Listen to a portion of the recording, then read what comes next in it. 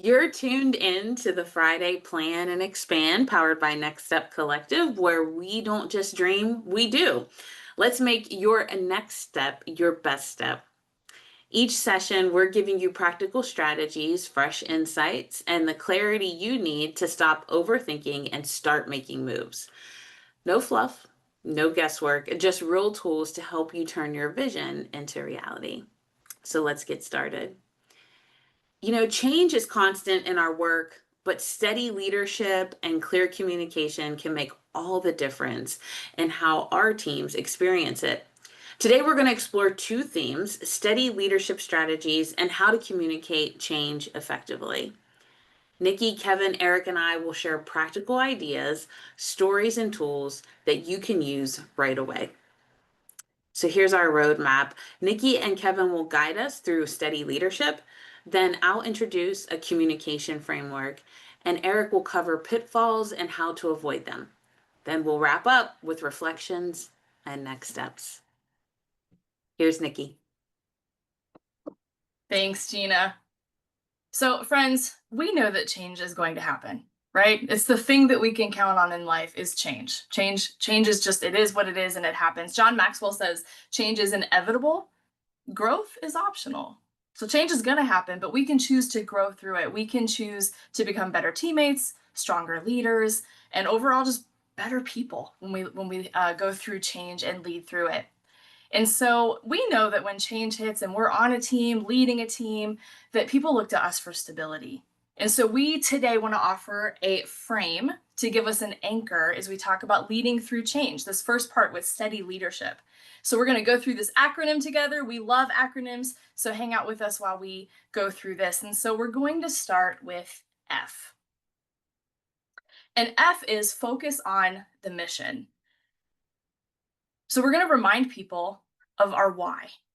It keeps decisions aligned, especially when things feel uncertain. Like we all know what we do, right? We know what we do, but it's remembering why we do it. And so we need to be reminded of that why, especially when things feel unsettled. It's remembering the so that of our work. We do the work that we do so that maybe people have access to resources, or so that people feel supported, or so that communities are served. An example of this from our team, and I know it's been a minute since the pandemic. Sometimes it doesn't feel like it, but it's been a few years. But when that hit, it would have been so easy for us to stop doing the work that we did. I work at a community center. It would have been very easy to just stop doing services and just close our doors. But we remembered why we do what we do. We focused on the mission, and we reminded ourselves that we were cleaning everything, and we were social distancing and doing all of the things so that we could continue to serve our community well. And so when things are unsteady, it's helpful to focus on the mission. That is the F in our frame for today. The R is for routine and rhythm, and how helpful they can be in times that feel uncertain and times that feel anything but routine. And so, look for what can remain the same when you're in a season that is changing and that is transitional. So things like keeping your team meetings, make sure you have those. One-on-ones that you're scheduled to be a part of, make sure that you're doing those. Team rhythms are, when you stay consistent, it just, there's a grounding that happens in some consistency. So even though some things might not be consistent because they're changing, look for what can be steady. Look for what can feel consistent and what routine you can hold in the midst of change, because it helps things feel stable, as stable as they can be. If we go to the A through our frame here, A is acknowledge uncertainty. So practice saying what is so, like acknowledge the hard. Our teams, when we go through seasons that are transitional or things are changing, we say, hey, there's grace for the gray. Right now, things are gray. Things are not super clear. We acknowledge it. We say what is so.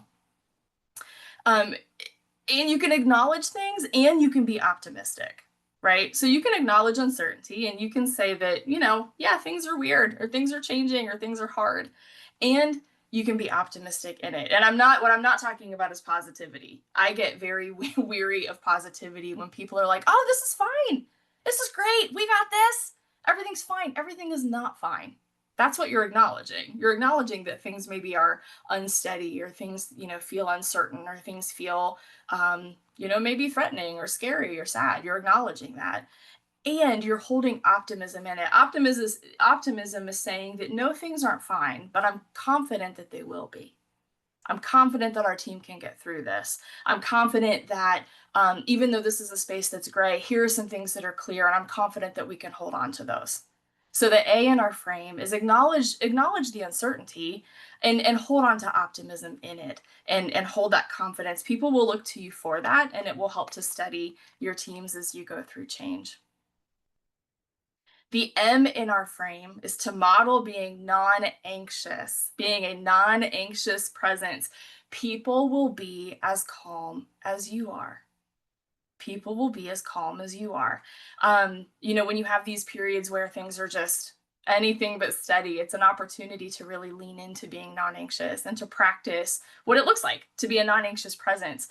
We value this deeply on our team, so much so that we talk about it often. It's part of our shared language. We talk about being non anxious. And I know that's not the natural lean for some people, right? Some people are just, this is easy. It's easy to be non anxious, and some people it doesn't come as easily to. I would submit to you, though, that you can practice it. On our team, we talk about what does it look like to be non anxious. It looks like not feeding into, anxious conversations, not throwing fire, or not throwing, fuel on the fire, right? So being non anxious. My grandmother had a saying. It wasn't hers. She got it from somewhere, but she would say it a lot. To be like a duck, which means, you're calm and collected on the surface, but you paddle like crazy underneath. So that non-anxious part is just being calm on the surface, right? So take deep breaths, practice, thinking before you speak, and lean into being a non-anxious presence. People will be as calm as you are through change. And finally, the E in our frame that we are offering today is to engage consistently. So be visible, even in small ways. Like short check ins can make a big difference. Engage with people. Don't hole up in your office and be isolated and just kind of like hunker down through change. That's not helpful. People need to see us, especially if you're in leadership. And so, you could walk the halls, say hi to people. Sometimes just that simple good morning or the quick check in after lunch break can go a long way. Engage with your team. And especially, in seasons of change, I know our calendars fill up. There are meetings, we're constantly evaluating things. Put it on your calendar to engage with your people, to engage with your team, whether it's stopping by to say hello, whether it's making sure, maybe you're leaving little cheerful post-its on a desk, or you're writing notes of encouragement. Calendar that. Make sure you do that and prioritize engaging consistently with your team. It will help you lead through change. And so, to help us dive just a little bit deeper into what this could look like, Kevin is going to share with us about a time that he led through change. So, Kevin, take it away. So we've been doing some conversations around this concept of frame, and I want to just kind of bring back what Nikki just shared when it talks about when change hits our teams, they look for stability, and frame gives us an anchor. I want to tell you about a time when my team was going through some uncertainty, and I'm gonna tell y'all right now, this is all too real. There were so many moving parts, so many different things happening, from our funding sources to changes in the world to things going on in government. But even in our own local communities, things were happening, and there were so many moving parts and so many different partners that we work with and that we do life with, and the people who were serving on the teams. There was so much uncertainty. There was uncertainty clearly in people's personal lives just as much in their professional lives. And people were looking for stability. People were looking for that anchor, that frame. What helped most was being present. I made sure they saw me, they heard from me, they got to connect with me, and I did a lot of check ins to ensure people to know that they could be seen and heard and safe. I shared what I knew and was honest about what I didn't. I didn't hold more than that.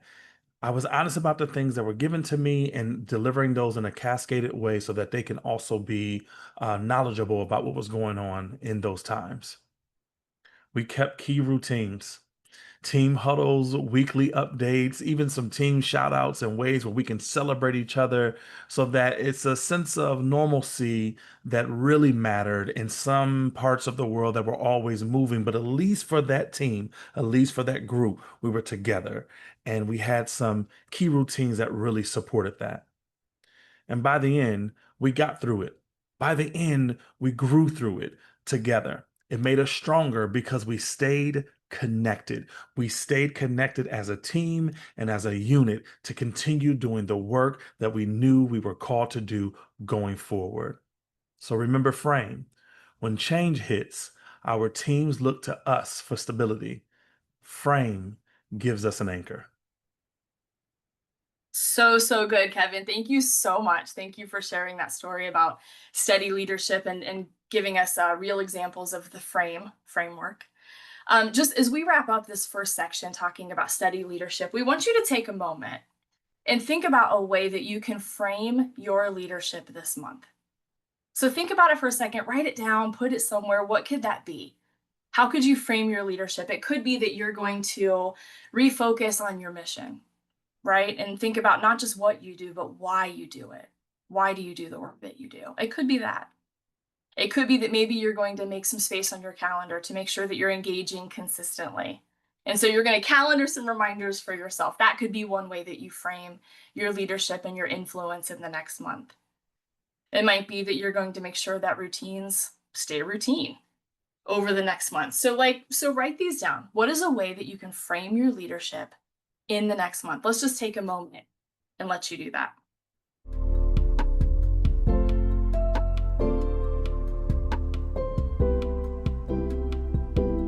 Friends, it's so important to demonstrate steady leadership in times of change. And it's critical to communicate effectively. And so to hear how we do that well, Gina's going to take us through that. Thanks, Nikki and Kevin. So if you've been a part of our community for any amount of time, you know that we like alliterations and we also like acronyms or acrostics. It's a great mnemonic device. Friends, I'm mildly dyslexic and it helps me to learn and hold on to these things. So we're going to use alliteration now to talk about communication. It's great to have a framework. It's great to utilize a frame when we're thinking about how we want to show up well as leaders, and in particular, how we want to show up well as leaders in an uncertain time and throughout as we're navigating change. What's really important too is that we communicate about that change effectively. So let's talk about the 3 C's of communicating change well: clear, caring, and consistent. So clear. Say what's changing and why. Be direct because ambiguity fuels worry. Let me say that one more time. Say what's changing and why. Be direct because ambiguity fuels worry. Now, listen, there's going to be times, Nikki mentioned it herself, there's going to be times where you are going to ask your team to hold grace for the gray, that you want them to understand that we might not have all the answers right now in this moment. But it's really important that that you're clear and that they understand what you do know, and you speak with truth and authenticity as appropriate about what's changing. It just makes them feel a part of the process. It makes them feel like they can trust you. We talked about being a non-anxious presence. Being a non-anxious presence is also sharing the truth with transparency as appropriate. So let me give you an example.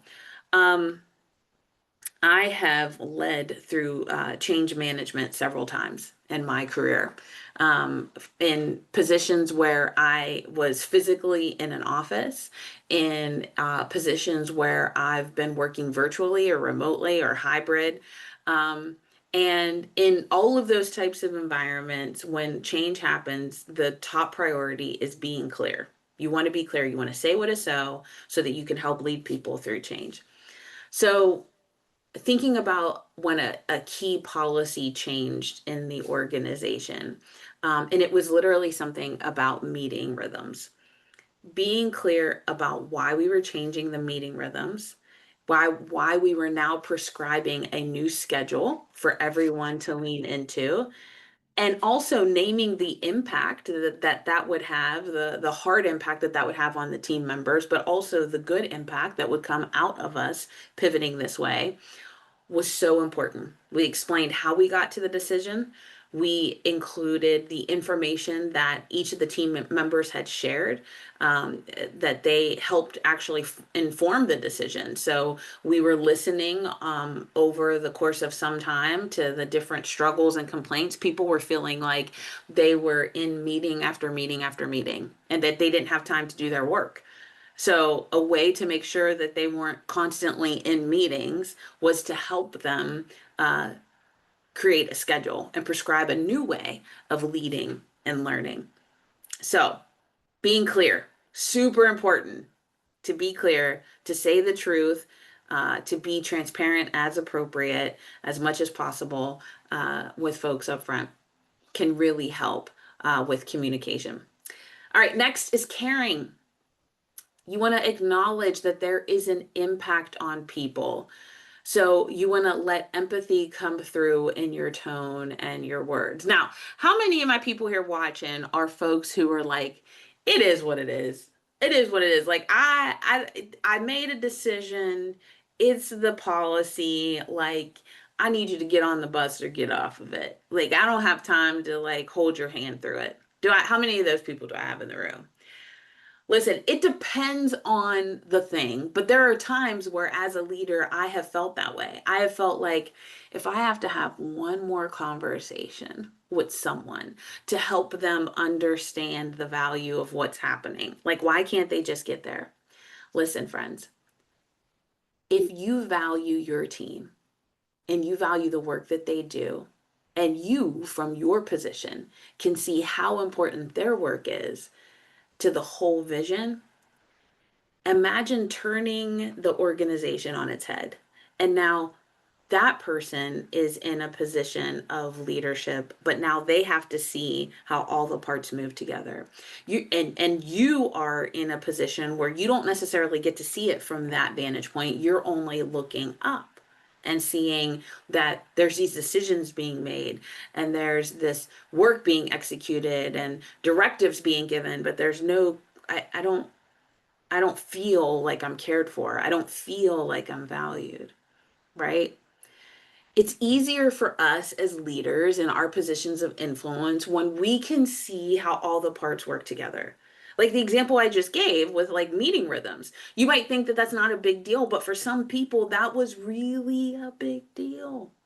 It was really a big deal that somebody took time to think about our meeting rhythms and to fix it for some folks. For others, it was a total disruption to their calendar and to the way they do work.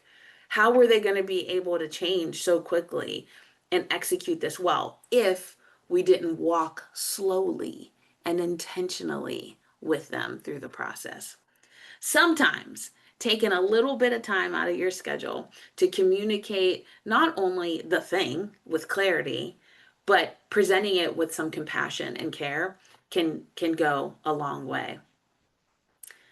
Nikki referenced the pandemic a little bit ago, and yes, it's been 5 years, but the way that a lot of people showed up during the pandemic, it made me proud to be a human being. It was like all of the fear made us pause and be caring towards one another. It shouldn't take a pandemic to make us pause and care about how each other are impacted in the day-to-day work we get to do. So, what can you do as a leader from your position of influence to make sure people know that they're valued and that you care about them and that you show compassion, even in the mundane things that you need to communicate daily? All right, last C is consistent.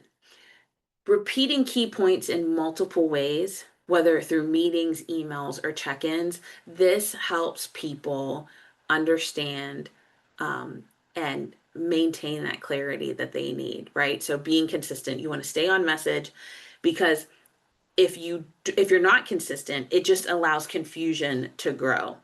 Um, I am anybody that has led with me or been a part of a team that I've led, they know that I tell you what I need to tell you, that I remind you that I told you what I needed to tell you.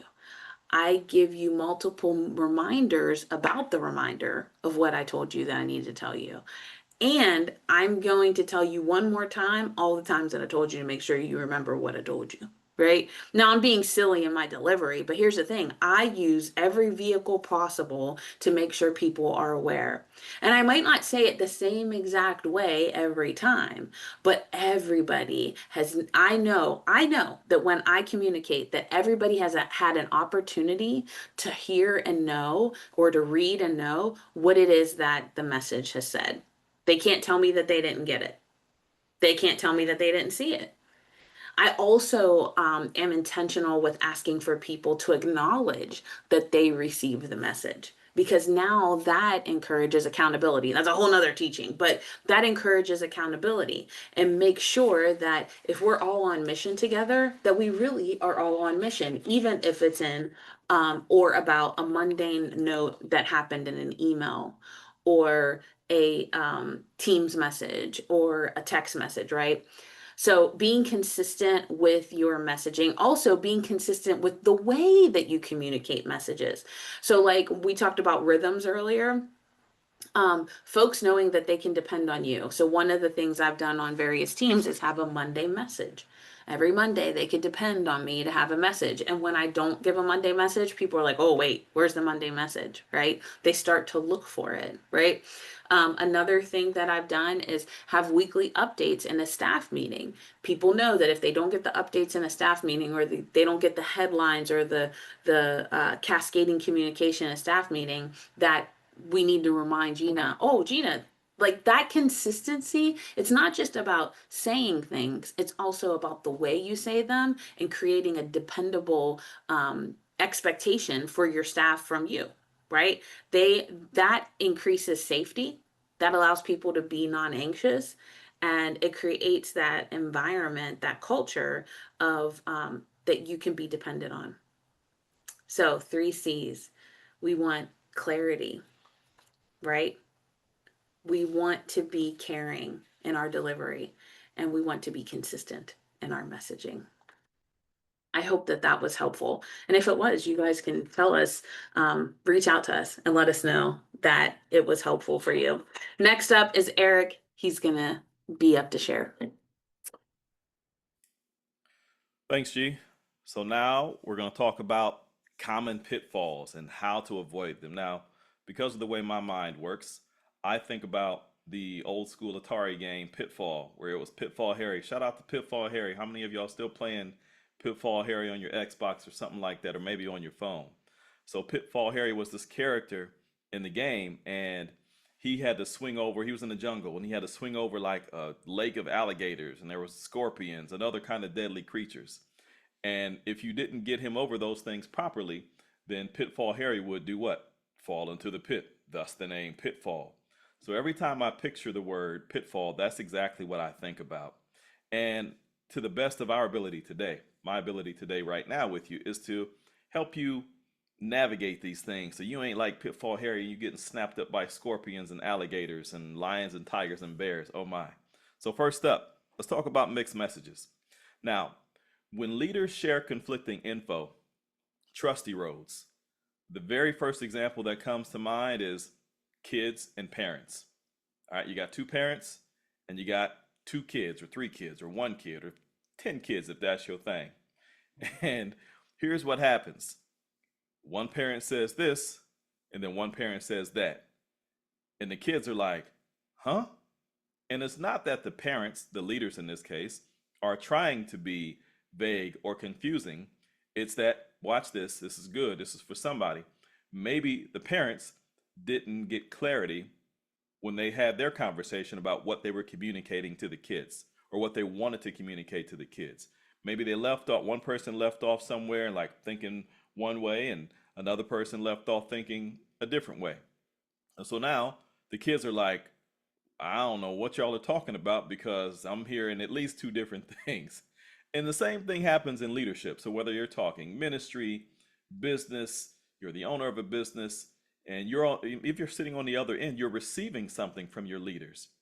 If the communication isn't clear, as it says, when we share that conflicting information as leaders, our staff, our teams are like, hold up, wait a minute. And they're wondering, how can we get this thing back on track?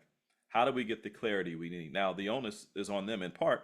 Hopefully, if we built good teams and taught them to ask good questions, that's exactly what they'll do.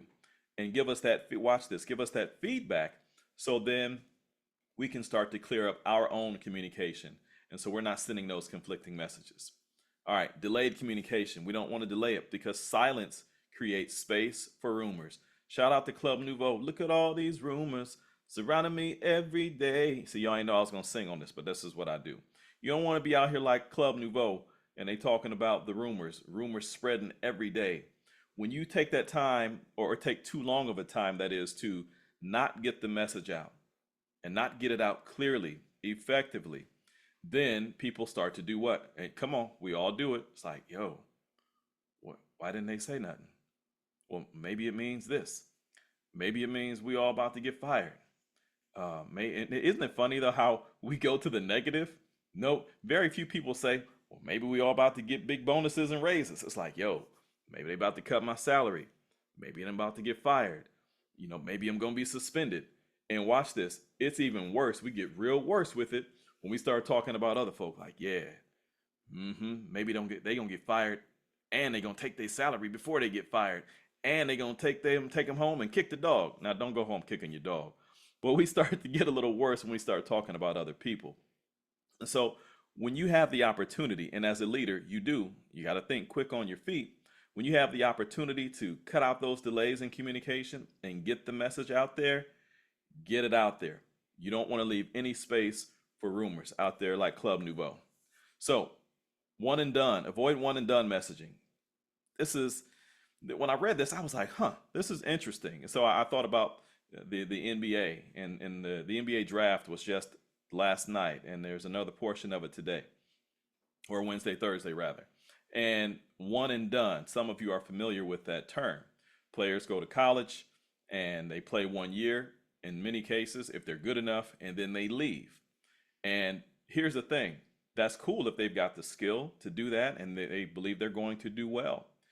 The issue comes in is when they leave and they don't have those skills and they show up in the NBA and all of a sudden they get exposed. It's like, uh-oh. And it's not their fault because the team thought it was good and they were good enough to draft him. So that one and done thing, when we're talking about messaging, the one and done thing from an NBA basketball perspective and college basketball perspective, it helps people think like, well, man, I'm done. I'm here. I've done my thing. And now I'm off to the next thing, right? But maybe they're not good enough to move on to the next thing. And similarly, when we're talking about it from a change perspective, people need to hear this more than once. And G said that a little bit ago. So if we go back to that NBA analogy, instead of not hearing it more than once, instead of coming out after 1 year, maybe that young fella needs to stay in school for 2 or 3 more years. So maybe watch this. This is good. This is for somebody. Maybe the person on your team or the people on your team need to hear that message a second, a third, and a fourth time. All right, let's move on to the next slide. So how do we avoid these pitfalls like Pitfall Harry? 1, prepare your key messages. And you want to start to think like this. What does my team truly need to know? Now, we've had many of these conversations in our household, and Kevin and Nikki and I and G and all of us, we've had them collectively, no pun intended. We've had them separately. It's like, what do the people need to know? And the answer is the people need to know what they need to know. Now, I'm being a little silly here. Nevertheless, I learned this a long time ago when I was on a team and not a part of a team. I was fresh out of college, ready to take over the world, the business world. And my leaders weren't telling me information that I believed that I needed to know. And then one of them pulled me to the side and said very plainly, Eric, I'll tell you what you need to know when you need to know it. It's not your job to know everything. That's our job as the supervisors, managers, etc. And they weren't dissing me. They were helping me. At the time, I probably thought they was dissing me, but looking back on it, I know they were not. They were helping me to understand that at a leadership level, your team doesn't need to know everything, but they do need to know what they need to know. And as a leader, it's up to you to determine that for them. Secondly, partner, you want to make sure all voices are aligned. Now, I got some issues with this, and I got some issues with this from a leadership perspective. It is, and here's what I mean. The leaders need to be aligned, okay? Now, if there's a team of leaders, let's say you got your CFO, you got your or CEO, your CFO, your CAO, and your CTO, and all the other OOs, and OO is magic and all that. And now they're sitting in a room and they're talking about an issue. And now, how many widgets are we going to make? And they've come to a consensus, or they've tried to, but someone says we need 5. Well, we need 4.5. And I think we need to make 1,000. We got all these different opinions about how many widgets need to be made. And so then the CEO is like, well, y'all, I don't really know what we should do. Maybe we'll take all of your ideas. And stop, flag on the play, wrong, can't do it. The CEO will not be the CEO of that business much longer if they take everybody's ideas and try to implement them. The CEO's job is this: to hear their people and then make a decision. Okay? To hear their people and then make a decision, to get wise counsel, as the scriptures tell us, and then you got to make a decision. So partner, yes, and make sure voices are aligned. If you're the person who's in charge, you got to make a decision after that, because they're looking, watch this. This is good. They're looking to you to do just that. All right, check understanding. And don't just push out info, invite feedback. Again, you do want to bring that feedback in. If you're the leader, though, you got to make a decision. So you want to make sure, though, that people understand what it is that you are communicating to them. So you got to get clarity. You got to get clarity so you can then provide that clarity to them. And last but not least, here's something I've seen where slow messaging or unclear or mixed messaging, it just caused a whole bunch of stress for the team. And I've led teams like that where, man, early on in my career, when I was a new leader, I'm giving pieces here and a little bit there, and I wasn't being clear, and my team was stressed out, bugging out, like, yo, what? I don't understand. What are we supposed to do? And fortunately for me, I had a couple of good leaders who said, hey, here's what's going on, Eric. This is why your team is feeling that way. These are some things that will help you express to them exactly what it is that they need to know. You can give them so you can be clear and give them the clarity that they need, so they can then have the peace of mind that they need, so they can be like, woosah, and be at peace about it. All right. So I'm going to throw it back to G for a wrap up and a little bit of reflection. And here I am voguing again. Don't know why, but I guess I just like to vogue when we do this. All right, G, take it away. Thanks, Eric. All right, friends, you've heard so much information today, but it's really helpful, right? When we think about leading in uncertain times and we think about change. So we want you to take a second and think of a change that you're currently working on or working through.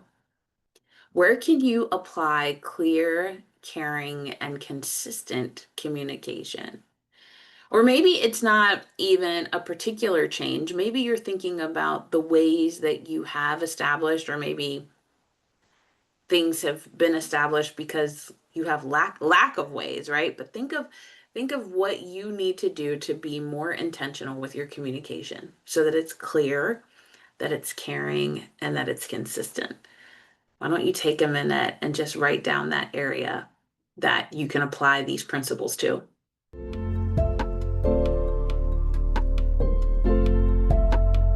All right.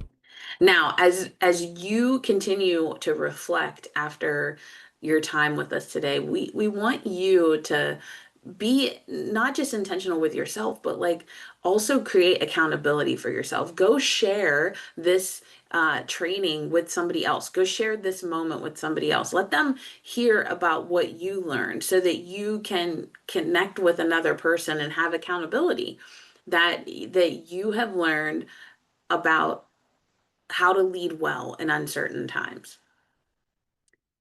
We also explored the FRAME framework today. We explored FRAME for steady leadership. We talked about the 3 C's of communicating change, and both can help your teams feel supported through times of uncertainty. So, what's one action that you'll take from today? What's one action that you'll take from today? What's one thing that you're going to do to implement what you've heard? Because it's one thing to hear a thing, it's another thing to do a thing. It's also another thing to actually try it for a while, right? You want to try these things out. If they don't work, they don't work. But it doesn't mean you stop trying, you just try again. So you heard it. What are you going to do about it? And how is what you're going to do make you a better leader and the teams that you lead better teams?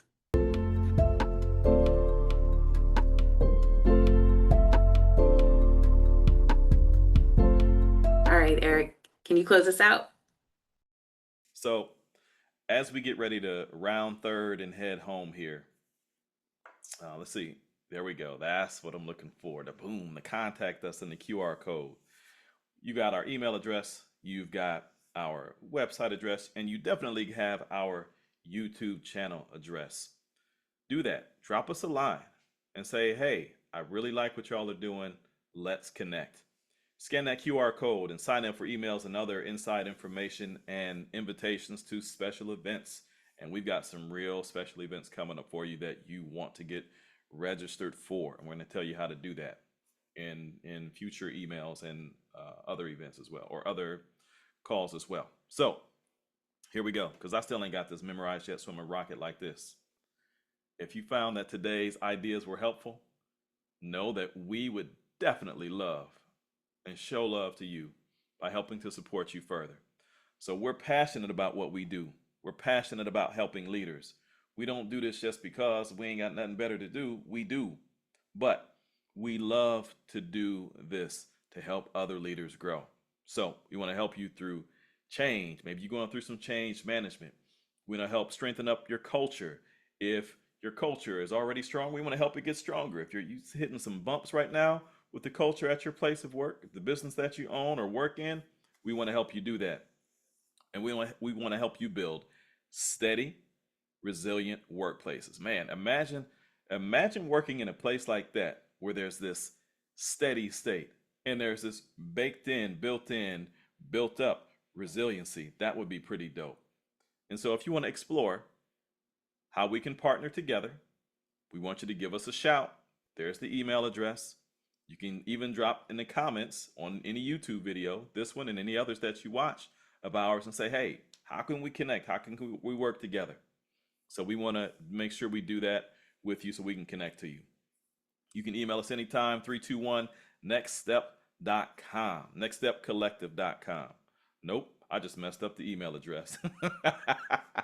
Here we go.